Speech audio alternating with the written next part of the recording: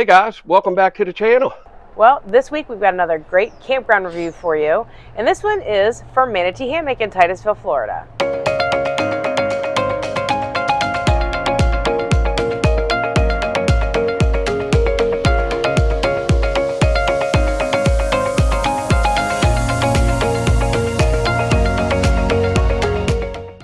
But before we start this awesome campground review, we would really appreciate it if you guys would hit that subscribe button and smash the like button, and also hit the notification bell. That way you always know when a new video comes out every single Thursday. We're so grateful to have you guys on this journey with us, and we couldn't do any of this without you.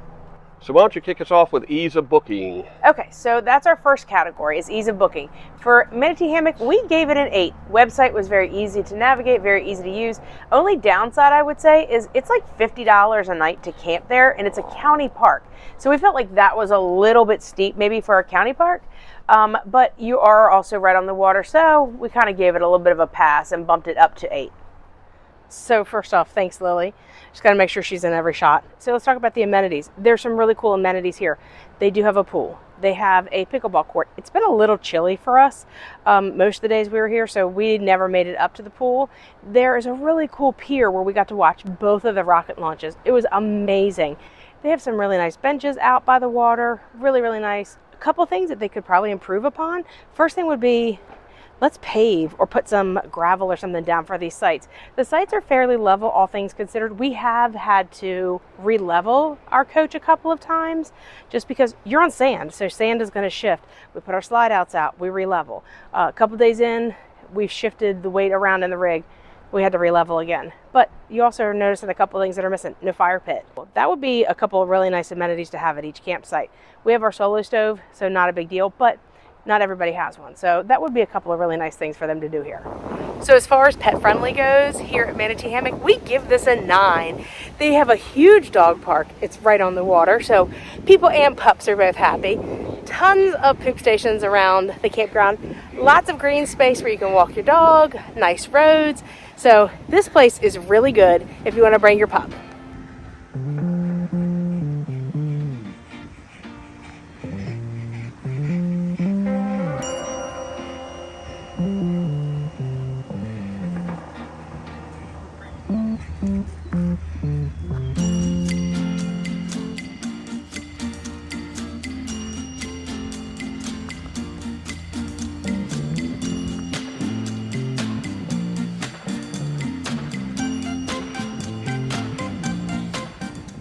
That's a poop station with a view. NASA right behind the trash can.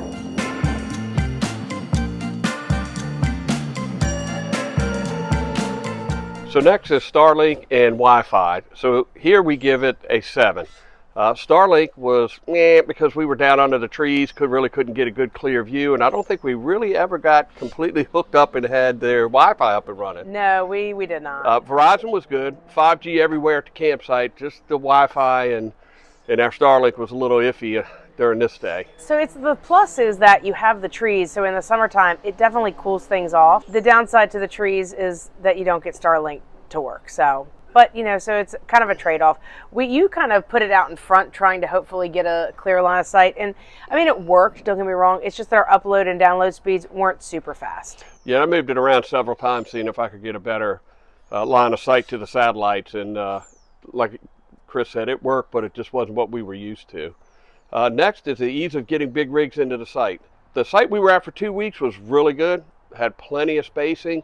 A little tight getting in and out of all of them because the roads are pretty narrow, but the first site we were in was very tight, and we were fortunate enough that the camper just across the street from us, which was really hanging out into the street with their parked vehicle, left the same morning we were moving. If it wasn't for that, I don't think we'd have gotten out of there. I'd have had to get him to move his pickup truck. Yeah, and that was just for one night. And if you saw one of our earlier videos at Manatee Hammock, we got there a day early just because of weather. We knew that it was going to be windy. We knew it was going to be kind of nasty the day we were supposed to get there.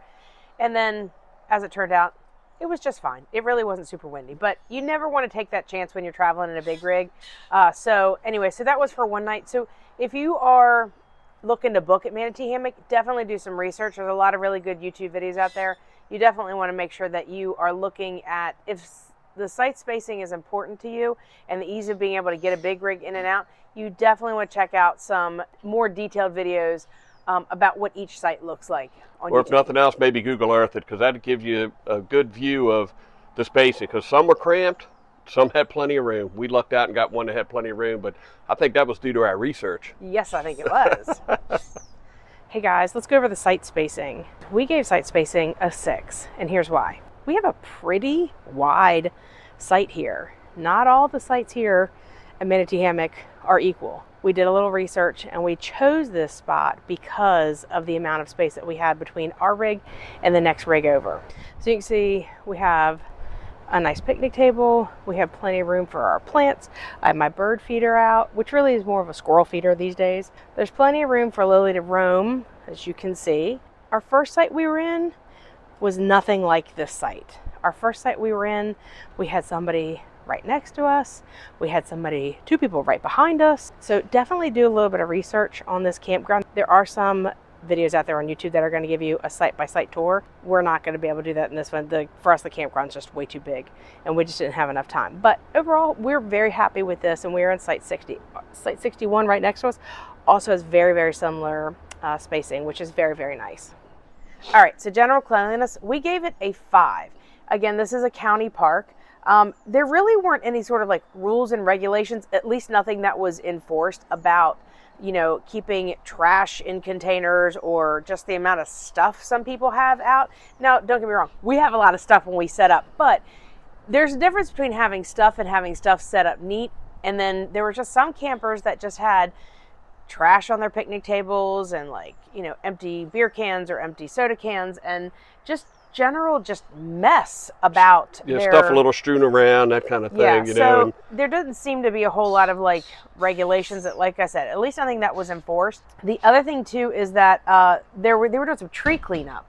They'd cut down some palm trees or some branches off of palm trees, and then they just kind of sat there for a couple of days. So it was, and there's really nobody that comes around and cleans the sites out in between campers coming in and out. But I mean, it wasn't like it was dirty. It wasn't like it was nasty. It was just we've been to other campgrounds where you see people running around and they are they're cleaning up in between campers. It goes a long way when you have a clean and tidy campsite.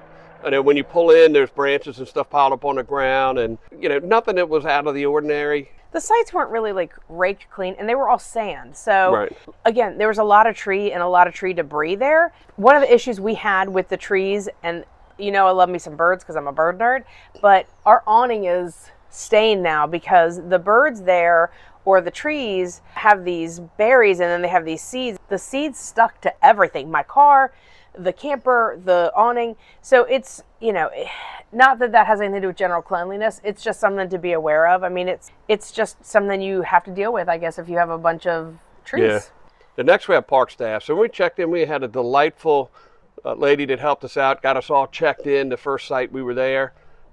Second day, guy had the same syndrome I have every once in a while, and that's grumpy old man syndrome. He was obviously overwhelmed. It had way too much going on. I think he just happened to catch the shift that had a lot of changeover. People going out, people moving in, people not leaving on time. We had discussed it in our earlier video that we were kind of waiting around to get moved to our site, and an hour after checkout, we're waiting, hoping nobody's checking into our site, wanting to move to the other site, and they're just kind of hanging out, drinking coffee, and he actually had to go by and say something to him. But so it is an ungated community, which we knew coming in. It was ungated, and the staff at the office is there minimal. There's no one there early in the morning at all. They don't get in until about 11, and I think it closes at 7 or 8 o'clock. Yeah, I mean, it does stay open late at night. I think check-in is at 11, which is probably why he might have been a little grumpy when we were there. Yeah. So this really would go back to amenities, but I don't think we talked about this part in amenities. So you do get a placard, a tag that hangs from your rearview mirror to go in and out, but honestly, nobody was checking that the whole time we were there. Yeah. I mean, we went in. I didn't see anybody walking around. Usually in the parks you see the staff walking around, checking out, see if you need anything, or just happen to walk by. Yeah. Which we greatly appreciate, believe it or not. All right, let's get into the location and the area attractions. We gave it a 9. I mean, this area is fantastic. You got the Kennedy Space Center. If you haven't seen that video where we spent 2 days at NASA, you want to go check that out. There's also Merritt Island, which we visited. You're right by Cocoa Beach. The campground is it's in a really great location because you're right across from all the rocket launches at NASA. So you really can't I mean, you can't beat that. And they had a wonderful little beachfront park there with benches and stuff. So. They have a kayak launch there, which is really cool too. A pier. A pier. So the location is fantastic. You're like under an hour to Disney too if you really wanted to go to Disney. I think it's like 45 minutes to Disney from there. So guys, we rated utilities a number 7, and this is why. Looking at the utilities, you can see we have a 50-30 amp service, which we had 0 problems with, and I think the location is pretty good. The water is right beside the electric, which is also in a pretty good location based on the way the sites are supposed to be spaced out. But there's really 0 landmarks to tell you where to bring your rig in. And the sewers are pretty much all over the place. So a lot of people adjust their rig based on their sewer, which really cuts down on the actual usable space they have. If you can see where our sewer is, it's right up against our next door neighbor's picnic table, which puts their rig right up against our sewer. A lot of thought wasn't put into the sewer locations. I think most of the pedestals are probably in a pretty good location, but the sewers are all over the place.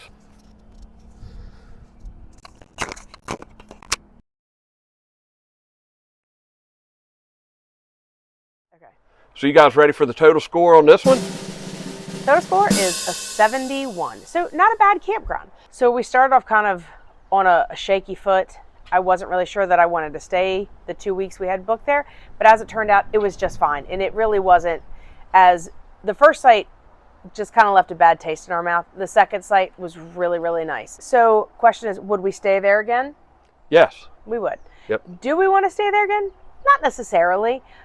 If we happen to be in the area or want to be in the area, we may stay there again. There's another campground that's not real far from there that is supposed to be a little bit nicer. So if we wanted to stay in the area, we may check that one out. I'm not sure.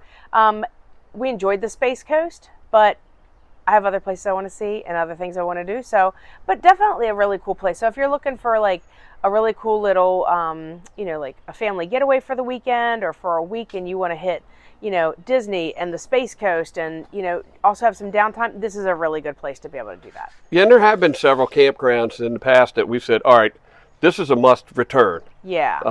So we would definitely find things in the area to do to get back to that campground. Yeah. We've been back to several campgrounds multiple times for that reason. Would stay here again, just like we said, if we were in the area, but it's just not one of those campgrounds that we're actually going to schedule our trip just to get back to the campground. Yeah.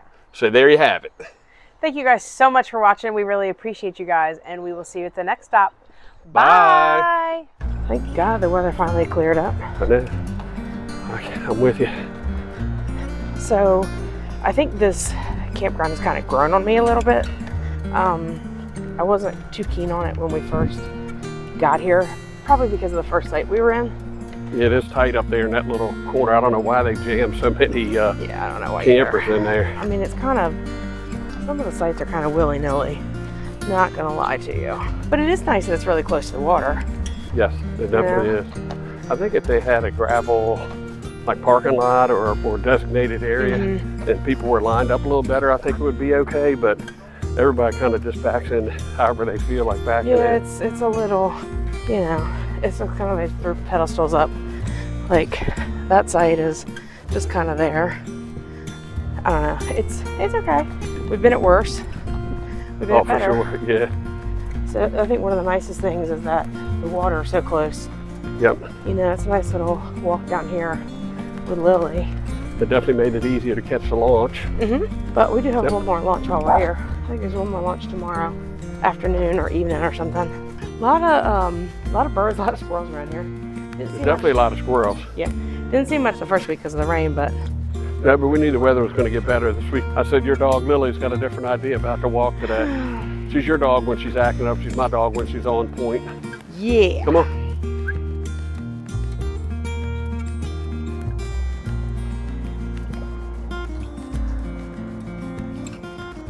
Oh, fish.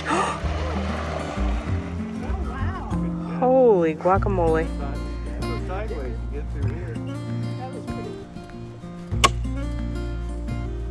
We are so glad to have you guys along. No, that was stupid. That was really stupid. We're back. No. So let's get right into the... No, let's wait. You got hair in your mouth.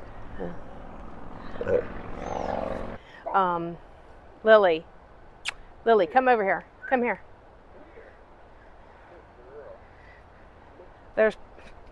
So let's get into the local area There are some videos out there that will give you a site, but you can't make this up. Let's get in Again? again.